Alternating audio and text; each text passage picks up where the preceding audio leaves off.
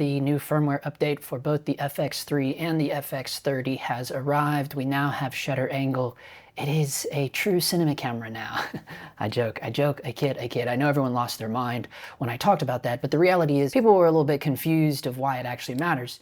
And why it mattered to me, and why it probably matters to a good amount of you, is because every time you jump frame rates or jump into the S&Q mode, we no longer have to go in there and manually change our exposure time. So now we don't have to worry about that anymore. You know, plenty of times I saw in the forums where people said, oh man, I forgot to change my shutter, and now my motion is all jittery, you know, depending on whatever frame rate they switched it to. So those problems are fixed. That's very cool. We don't have to worry about that anymore. It's a set it and forget it now. But another surprising thing to come to the firmware was a new picture profile. 709 tone is the name of it, and that's what we're looking at right now. So this is a newer picture profile. They already had it in a couple other cameras before it was brought to the FX3 and the FX30. It's supposed to be like a lower contrast S-Cinetone. It's basically a baked-in look, like a baked-in rec709 picture profile, kind of nice for a deliverable. I know a lot of my corporate clients, they love the S-Cinetone picture profile, so a lot of times I don't even shoot log with them. They don't have time. It's just internal corporate videos, so we just shoot everything in S-Cinetone and then hand it over to them. And so that's why I was kind of interested to see what this 709 tone is all about. So we're looking at it right now. What we're going to do, we're going to compare it to the S-Cinetone, because even though in all of the stuff I could find on 709 tone, it's supposed to be less contrastier than S-Cinetone, but to my eyes it looks more contrastier. So anyways, we're going to do a side-by-side ourselves in this very minimalist setup here. And then we're also going to compare it to basic color space transform, just using ACES and Resolve off of S-Log3. But then we're also going to look at a film emulation that I dial in with S-Log3, S-Gamut3.Cine. And then we're also going to compare it to another baked-in look that I like to use a lot, which is called Classic Cinema. It's one of the Sony film simulations. So if you're unfamiliar with the Sony film simulations, they're baked-in picture profiles or looks that you can throw into any Sony camera.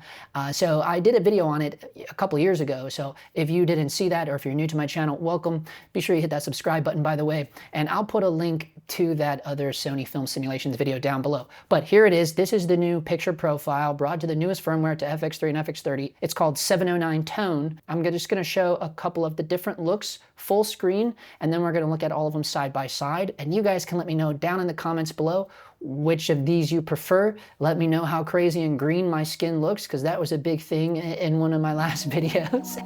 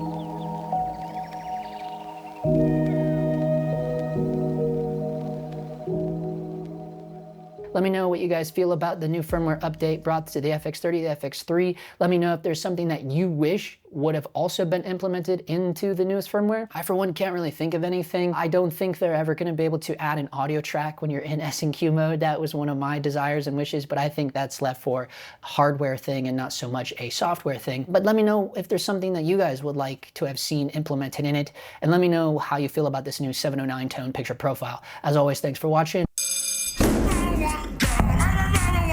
Thank you. Thank you. Doesn't matter who we are. What matters is our plan. No one cared who I was till I put on the mask.